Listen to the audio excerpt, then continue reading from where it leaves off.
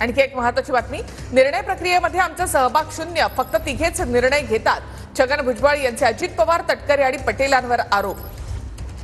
तर शिवसेना काँग्रेस पवारांकडून मला विश्वासात घेतलं जायचं असं छगन भुजबळ यांनी म्हटलं. मी माझ्या कार्यकर्त्यांना काय काय झालं ते सगळं सांगितलंय असं भुजबळ म्हणाले आहेत. फक्त अजित पवार, पप्पू पटेल आणि तटकरे हे तिघेच, म्हणजे चर्चेमध्ये किंवा ज्याला डिसिजन मेकिंग म्हणतो त्याच्यामध्ये आमचा सहभाग शून्य.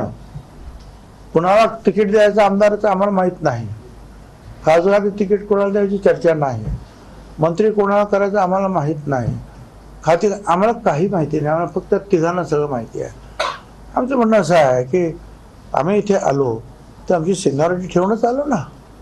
याच्यापूर्वी शिवसेनेत असेल, काँग्रेसमध्ये असेल किंवा राष्ट्रवादी काँग्रेसमध्ये, अशा प्रकारे आम्हाला विश्वासात घेतलं जायचं. नक्की माझ्या कार्यकर्त्यांना समजलं पाहिजे की काय झालं.